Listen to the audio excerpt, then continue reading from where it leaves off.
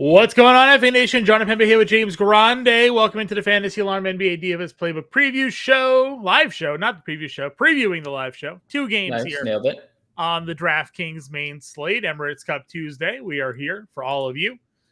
Breaking it down, be a quick show here today, but we will go team by team. We'll break down the positions. We'll tell you who we're playing for tonight's slate. The big injury news still to come here for today is Karl-Anthony Towns. We did have a midday downgrade for Emmanuel Quickley as well.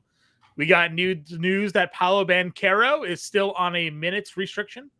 So we have to play that into factors as well because of Franz Wagner obviously out tonight. You did the write-up today, man. How are you feeling about things?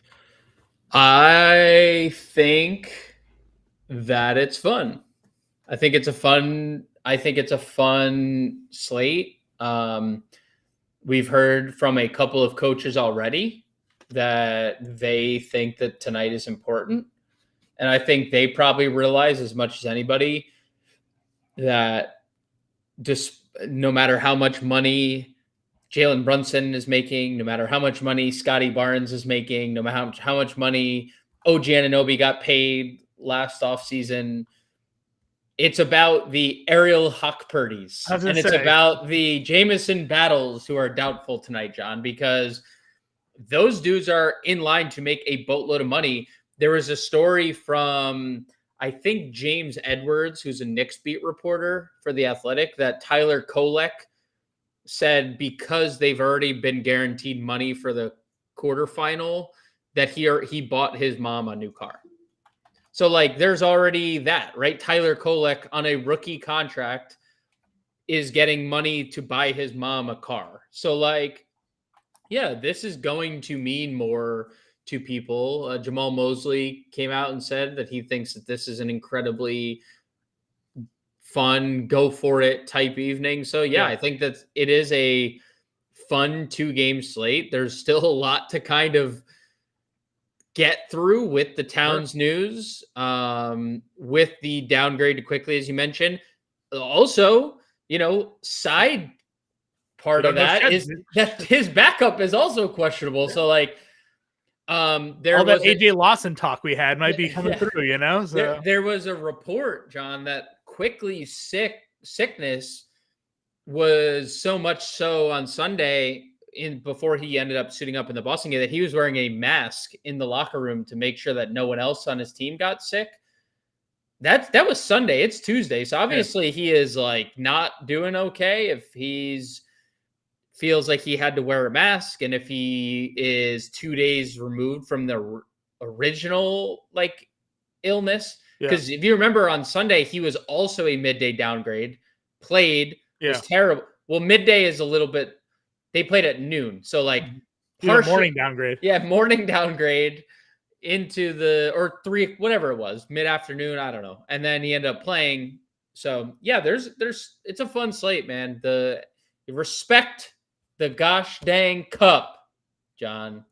I mean, the money's for real, obviously. That was one of the key things they talked about, over the last couple of years for those two-way players, those guys, that aren't guaranteed.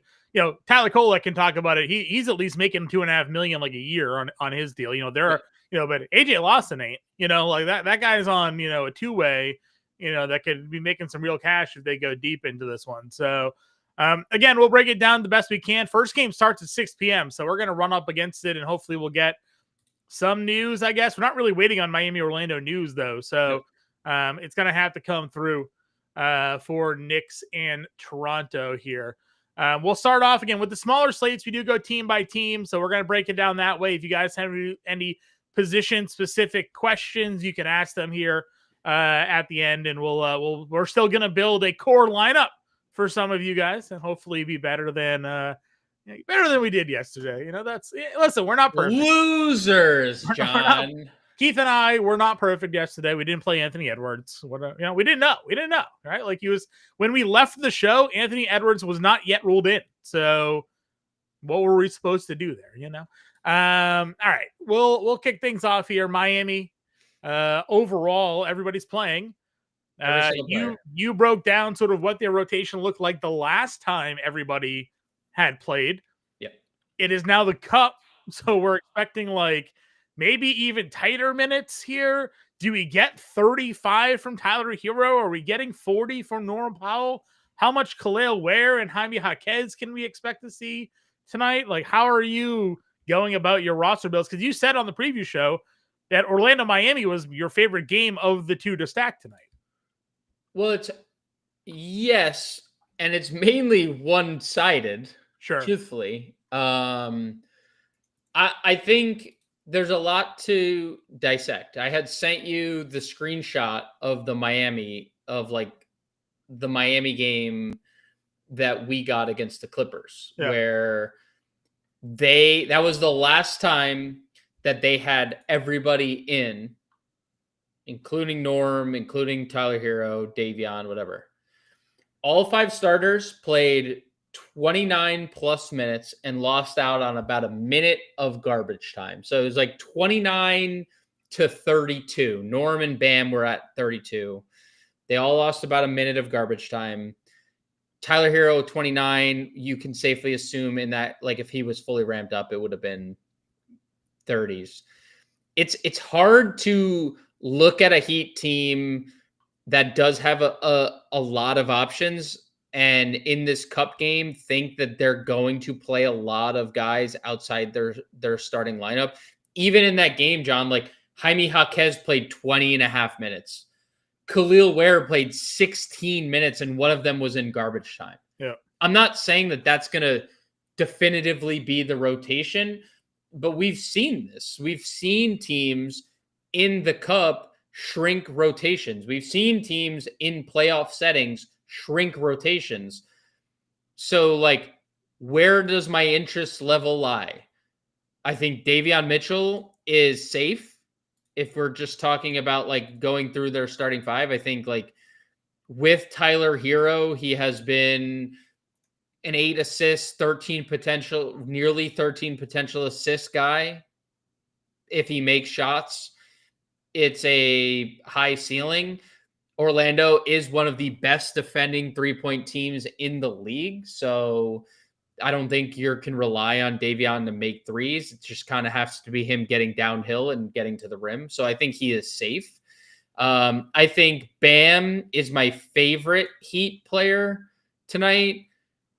Orlando is a team that allows the 11th most points in the paint. You can score on them there with their new like drive and dish offense. Like, sure, it is an offense where people get downhill and there's constant pressure on the rim, like with somebody slashing or somebody just in the dunker spot, which Bam is obviously going to live. So I think Bam is probably my favorite option on the Heat.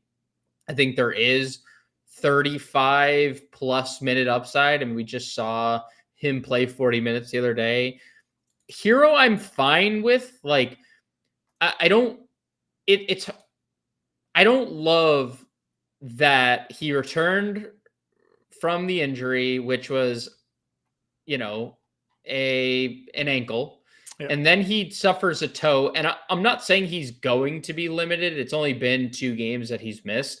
But I do think that there's some possibility of like his minutes stay where they are. And at that, I think it's fine, right? We've only gotten him really 1 ceiling game at this price. Yeah.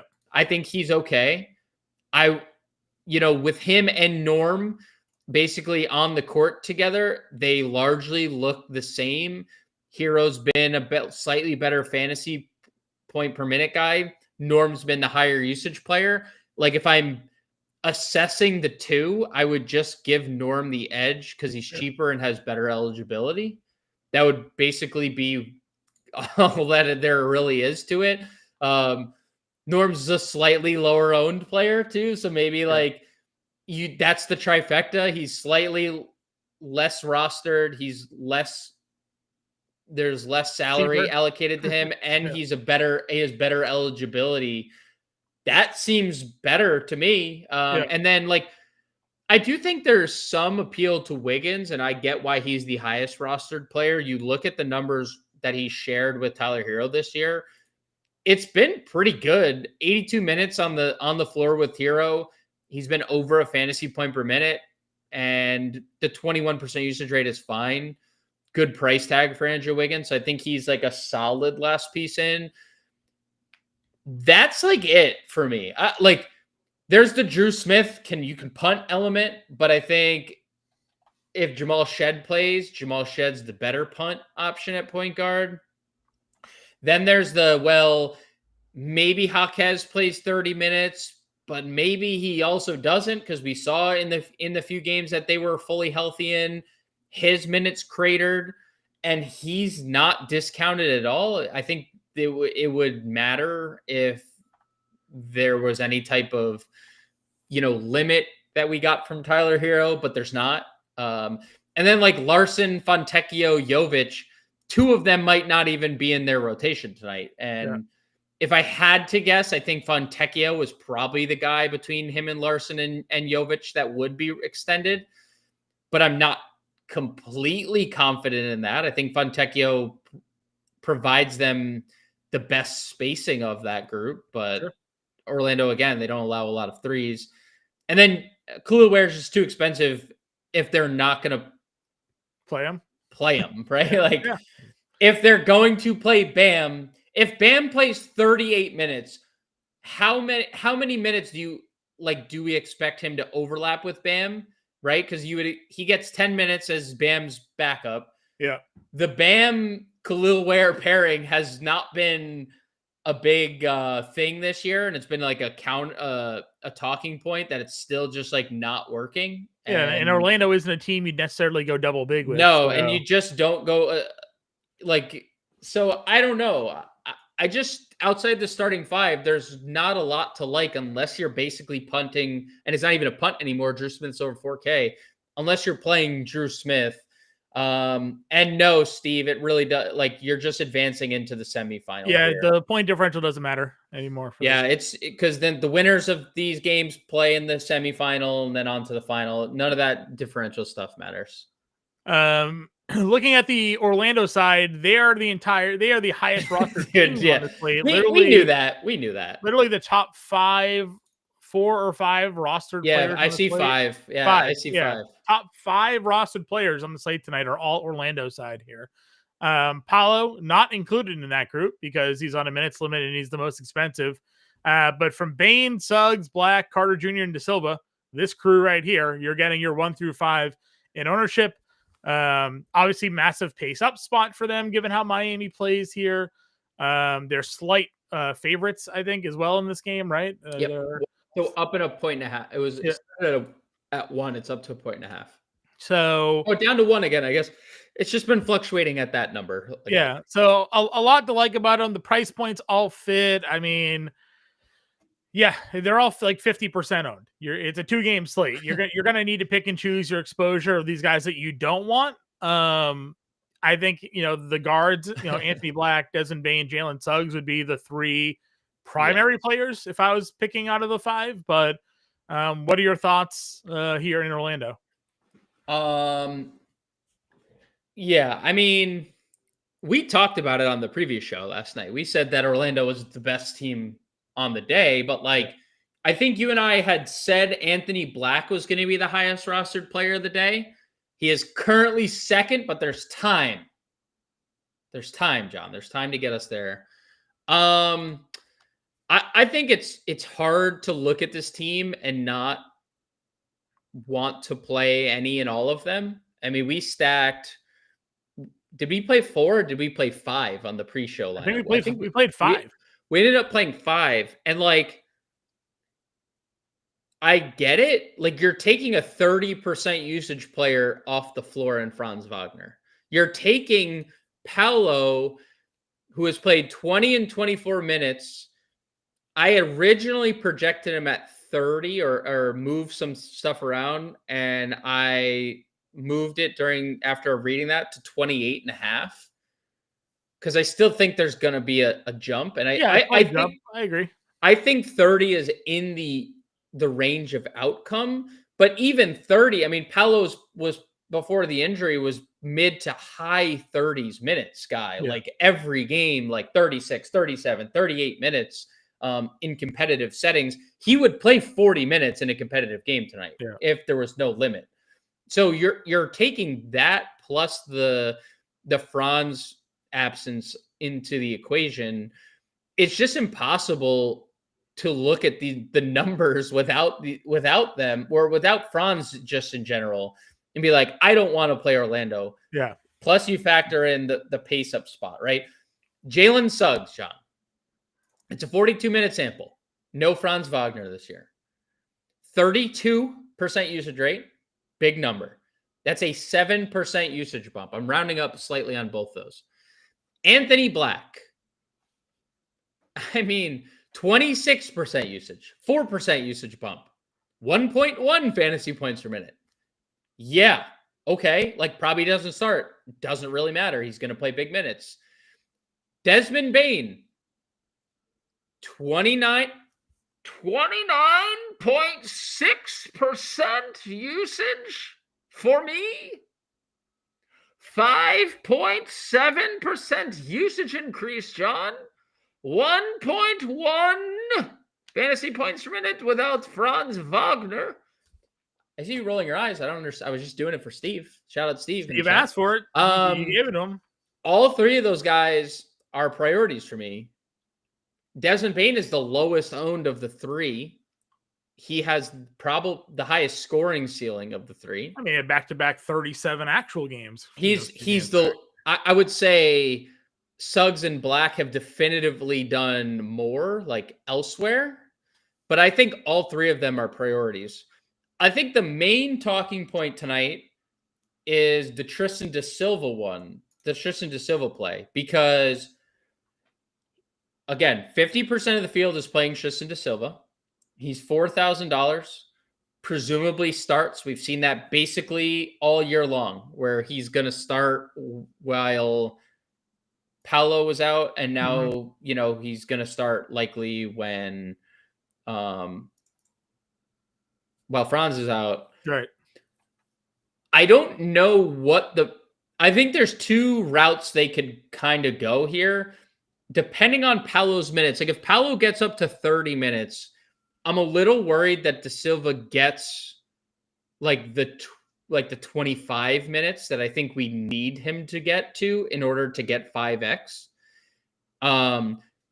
Because if they don't cut Jonathan Isaac or Jace Richardson from the rotation, then I do think that Da Silva's minutes could look 18, 19, 20-ish. I could just be wrong, because we're also assuming Anthony Black's minutes are up. Desmond Bane, we've seen in competitive games and in the Cup, they're up around 40. Your hope is obviously that Da Silva starts, right? Right. You look at the numbers this year, he's a 0.7 fantasy point per minute player without Franz Wagner this year, 18% usage rate. I'm not against using him. I'm just also pointing out that 50% of the field is getting to a player that is likely going to start and not close, and probably float somewhere from 20 to 24 minutes would be my guess. And I think that if Paolo is up to 30, then I think we could be looking at 18, 19. And then at 18, 19, I don't see how Tristan da Silva gets anywhere where we need him to be. Yeah, I mean, especially if there's guys out for Toronto, right? Because there's other value to play. Now, he does fill a forward spot. He does. Which helps. Correct. His forward depth really isn't great for value tonight. So if you're looking to go there. Yeah. Plus, we're also talking about a 2-game slate where you really have to put in perspective where if he comes out with 15 fantasy points in 4K, but that helps you get everybody else, you're still okay. You might be okay at least. I'm not saying he's a bad play. I'm also just offering the hey, he's 50% rostered, and he might start, but he's not exactly a great fantasy player this year. And what are his numbers look like without Banchero and Wagner on the floor? Is there? I can't imagine there's a huge sample size here, but if Paolo's at all limited, there's probably rotations where Da Silva's on the floor without him. Yeah, I mean, they basically played Desmond Bain the entire second half, even after the fastball the other day. Yeah. He also got a little bit of a benefit of like multiple injuries in that game where he played 25 minutes. I am getting to Orlando with both them off the floor. I didn't have to do that earlier today because Yeah. Paolo is He's playing. Yeah, I was just curious the is number. playing. I mean, he's 18% usage as this doesn't load for me. So we might have to revisit this if it doesn't load. But he's 18%, 0.7 with just Franz Wagner off the floor. Yeah. So when I have the updated numbers for also Paolo, I don't know how many minutes he's going to play without Paolo though, because if he's starting with Paolo, Yeah. that's already kind of like one shift. Like he's already kind of capped on minutes if we assume that Anthony Black, which is a pretty good assumption, is going to play a bunch of minutes. Yeah. Without Paolo and Franzito. 17.6% usage rate is what I got. So I mean, it's exactly the same. Like he is just that player, Yep. 17, 18% usage rate. Fantasy points per minute. So basically the same guy. So he goes up incrementally. Yeah. Like basically the same player. Again, not saying he's not a good value. But like let's do this one, okay? Mm-hmm. Let's say Goga Batadze tonight, John, plays 17 minutes at 1.2 fantasy points per minute, because that's what he is this year without Franz Wagner. Yeah. Is it possible that Goga Batadze outscores Tristan da Silva? Probably, just based on rebounds and putbacks. It's possible. At 1.2 fantasy points per minute, I think that if you're playing da Silva at his 0.7 without Franz, and you're playing Batadze at his 1.2 without Franz, I think that there's a legitimate possibility that Goga outscores da Silva, and he is 30% less owned. Yeah, Bain has the highest sample size without Wagner and Banchero on the floor. It's 140 minutes, 32% usage rate, 1.36 fantasy points per minute. Your usage rate leader in a very small sample size is Jalen Suggs at almost 37%. So yeah, again, Paolo played 24 minutes. He's gonna play somewhere in any like mid 20s is probably like the safest projection to high 20s. Yeah. It was a 4-minute jump last game. Could it be a 6-minute jump this game? It's possible, especially if it's competitive. But yeah, the three guards plus da Silva are getting all the ownership. Wendell Carter is getting a lot of ownership. I think Wendell Carter is a fine like last piece in. I don't have like a ton of interest. I think to be different today, I would rather play Batadze. I also understand that there is some risk to Goga Batadze, but he has largely played like been a really good fantasy player off the bench. We just don't know what the minutes will look like, right? Well, last game was kind of a facade. Like he would have played an extra 3 probably. Yeah, I'm more so talking about like if they go to playoff rotation. Yeah, Wendell plays 35. Yeah, I mean Goga's gonna play 10 minutes. 10 minutes. Yeah, I mean, sure. And we'll know after this game how these teams are approaching it, but we got to do our best guess, I guess, on now. So yeah, you have to take a stand somewhere. Like I don't like any of Miami's bench, and maybe the bench is what we look at for the Knicks or Toronto, but like the Knicks bench is not exactly bench that we've wanted to target in the past. Yeah, and this is why 50% of the field's playing Tristan Silva, and why basically all day 35% plus have been playing Jordan Clarkson, because nobody knows who the value plays are today. Mm-hmm. But I do have a little bit of interest in Goga Batadze tonight as just as tournament dart off of the guards. Paolo deep field tournaments, and De Silva, is obviously a chalky value play as well. Sure. All right, let's go to the Knicks here. Obviously, Towns is the name to watch. We're waiting on the injury update. He did practice yesterday, as you said on the preview show, which is usually a good sign, but we've seen guys practice then not play. Obviously, if he is in, you can play him. If he's out, it puts Mitchell Robinson right into probably the highest rostered player on the slate because he's $4,300 at center, and center's not very deep today. As Fookie 40 says here, yeah, Mitch Rob. I mean, if Towns is in, do you play Mitchell Robinson today, much as you consider Goga? Is he an option for you? Or do you think, again, we're talking just big minutes for everybody in New York? Yeah, I mean, I think you can definitively say Mitchell Robinson is in the rotation. Like, if Towns plays or doesn't, like, obviously Mitch Rob is going to be playing. He is such a good rebounder that I think you can play him either way. I would obviously prefer it if Towns was out. But it is like a pretty decent spot in terms of rebounding. Toronto's like league average. I'm okay with Mitchell Robinson if Towns plays. Obviously, the preference is if he doesn't. Yeah. And this is another team where it's largely starting five or bust. Largely. Now, I think you could play Mitch Rob. The Clarkson minutes will be interesting. I don't know if he will play enough to like get there, but Clarkson ownership's at 35% right now. Yeah, so. it was more. It was higher earlier today. I'm like, there's no Deuce, right? Mm-hmm. So obviously the McBride stuff matters here a little bit for context because McBride has been their primary bench guy outside of like other than Mitchell Robinson.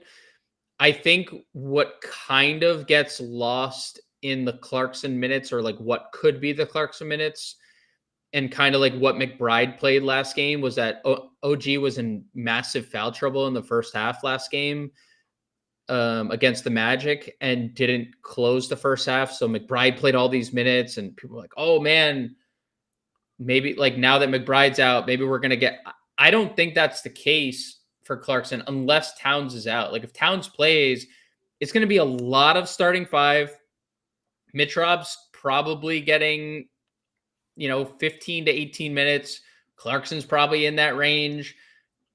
Yabusele might play. Kolek probably plays a couple minutes. Like there's no guarantees outside the starting five if Towns plays. So I think the interesting part of the Knicks today is the conversation around just like what the ownership's going to be. You and I had kind of talked about OG's ownership. Yeah. There was no way he wasn't going to be popular at 5,900. He is ridiculously cheap. The numbers look really good without Towns. The numbers look really good with Towns. Anthony Black starting over Tristan Da Silva. Okay.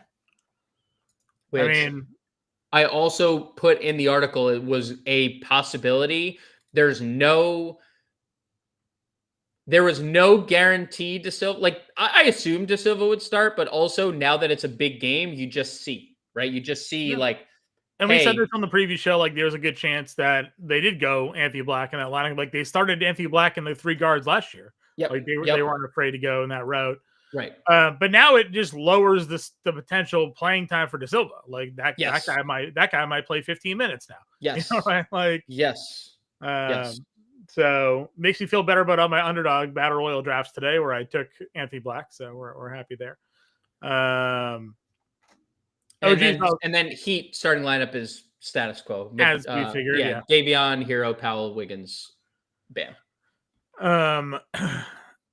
Yeah, and again, it just knocks out a value. Like Da Silva if starting at a 4K value play would have been great. Him not starting just kind of takes away, like there's not a lot of value on this slate today. So, Anthony Black is now the highest rostered player of the day. I'd love to see the Da Silva minutes at the end of the night because I still think they probably sit high teens, low 20s, but because the Paolo limit is there, but obviously you like him in the starting lineup. I mean, well, that's what I'm saying. Yeah, I mean, like, obviously, I say it a little in jest. Silva isn't playing just 15 minutes. I mean, I get that, but the possibility of him not being in the starting lineup, there's yes, just, you know, he goes out there, he picks up a couple quick fouls off the bench. He doesn't, there's less of a role, less of an odds for him to come in the game. I agree. By the way, I'm not saying 15 either, but the range of outcomes, if he's not starting, lower yeah, now that he's not starting, like the range of outcomes just got a lot lower. Like I think we think highly of Tristan da Silva. He's a good basketball player and like fits their team, but yeah, stretches the floor for them. Yeah, he's not starting. Not starting matters. But the Knicks, OG is obviously a great, like 5,900. I wrote in the playbook, I wrote scenarios with Towns and without Towns. You guys can go check out fantasyalarm.com. I broke it down without Towns and McBride and Shamet. OG in 53 minutes this year. John, how about a 28% usage rate without Towns, McBride, and Shamet? It's an 8% usage bump. That's the biggest on the team, over a fantasy point per minute. And then with Towns, over a fantasy point per minute. Like, just been a really good fantasy player this year. So I think Towns or OG looks great. Super safe play. Love him in cash. Yeah. Love him in single entry. Definitely could play him in tournaments. I think for me, I kind of said it on the previous show. Dude, no one's playing Josh Hart. I mean, nobody's playing him. He's $7,700. Like I said the price was going to be the deterrent. It wasn't really the points. It was just the price. Without Karl-Anthony Towns this year, if Towns does not play, he is a 1.13 fantasy point per minute player at about 100 minutes. Mm-hmm. If I play that player without Karl-Anthony Towns, I feel really good about Josh Hart, who might play 40 minutes tonight. Mm-hmm. So I think Hart is the best tournament starter on the Knicks. Like, no one's playing Brunson, no one's playing Towns. I think the Knicks are probably the best tournament team tonight, right? Sure. Dude, they're 5.5 point favorites tonight. They play nobody in their rotation. One of them, in Miles McBride, is hurt. The starters are going to play big minutes, and really only OG is getting. Well, I guess it just changed. So OG now is below Bridges and below Clarkson. So, and I actually like, and I don't say this often, I like Bridges tonight. I was looking at the numbers this year. No Deuce, no Shamet, no Towns. The numbers look great for Mikal Bridges. Yeah, they even we think Towns is gonna play though, right? We think, but it's a calf, so you never know, right? Calf and a 7-footer. Like, there was no like. I was looking for shoot around notes. The only shoot around note I could find was the Kolick story I said earlier. Sure. But I think Bridges with Towns this year, 1.1 fantasy points per minute, only a 15% usage. And that's kind of where I get hung up on. It's like, oh, it's so low. It's 15% is terrible, but 1.1 fantasy points per minute. And he's going to play 40 and he's going to play 40 minutes in a competitive game. So, I think the Knicks starting five is all appealing. Brunson, Towns, Hart are like the clear tournament plays because no one's playing any of them. OG, Bridges are like your safety valves. What do you think of Jordan Clarkson tonight? We haven't really talked about him. Like,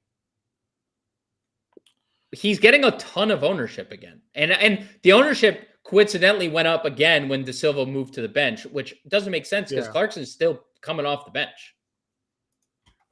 Yeah, I mean, I don't know. I'm a little kind of indifferent with that group. I mean, like I said, I'm more so just in on the starters here. I think I'd rather play some of the Toronto guys at that point. Okay. You? I don't have a strong lean on Clarkson. If Towns does not play, I would I would be more likely to get here. Okay. I mean, years past, Clarkson's been great, but like this yes. year's been so inconsistent with him. So Yeah, we talked all this stuff about Tibbs and the minutes that he played the Knicks. Well, they're doing it again. Yeah. I will one note, John, that I'd say here that if Towns doesn't play, Ariel Hock-Purdy is going to be the backup center. We know Mitchell Robinson cannot play like 30. He played 25 last He game, played right? 25. Even if Mitchell Robinson got to 30, that's a lot of center minutes to be had for a backup center. I don't hate getting to someone like Hock-Purdy who they straight split the center minutes, right? 25, 23 right down the middle, 48 minutes at center. So just a note. And yes, Jeffrey, thank you. We did mention Anthony Black is starting. Starting most rostered player on the slate and in all of our lineups. Yeah. Toronto. Obviously, the Quickly thing does throw a little bit of a wrench in plans here. Scotty Barnes, Brandon Ingram obviously become, very, very good plays today if Quickly is off the floor. Obviously, Barrett's already out. But now it just kind of goes to like, where does the value go? Do you get Agbaji? Do you get Shed? If Shed gets ruled out, do you get Lawson? Do you get Grady Dick minutes? Like what happens now with their rotation if Quickly Shed get ruled out?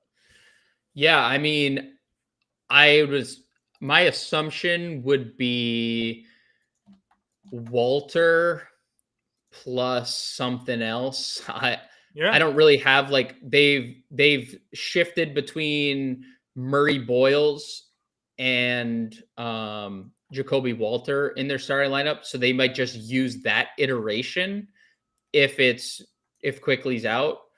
I don't really have interest in either of them unless they're starting. I don't have like a strong lean on what they would do. I think Barnes, Ingram, Pirtle are certain. Jacoby Walter's been starting, so that's your fourth guy. And I think they probably feel comfortable enough with Barnes and Ingram on the ball where they don't need like an official point guard. And then again, my guess would probably be Murray Boyles as their fifth starter. Could go Agbaji, as you mentioned. Grady Dick's just basically like a zero, or he was at least in that Boston game. He has not done anything. I guess if he starts, that would be a little bit of a consideration.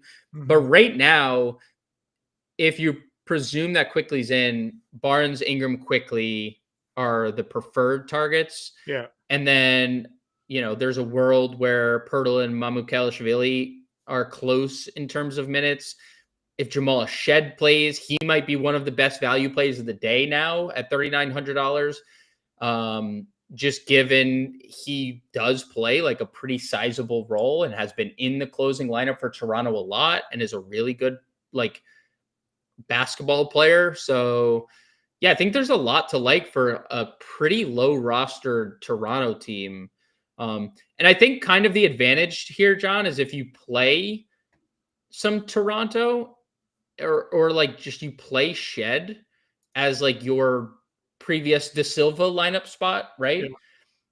If he doesn't play and Quickly doesn't play, well, you have a pretty good advantage on the field who went all in on like the first game value plays, or because if you do get a Murray Boyles starting, or you do get a Lawson starting, or you do get Grady Dick starting, like you do have like a pretty good leg up on the field there. Sure. And obviously when it comes to the top end guys here, Barnes and Ingram, it's kind of the 2-man show. How do you handle their center position? I just talked about it, but I mean, I think that it's probably like a 28-20 split, 27-21 minute split. You could see 24 depending on the athleticism that they want to get on the floor. Mm-hmm. Okay. I just updated ownership over at Fantasy Alarm. For those of you who guys are there, you can check that out.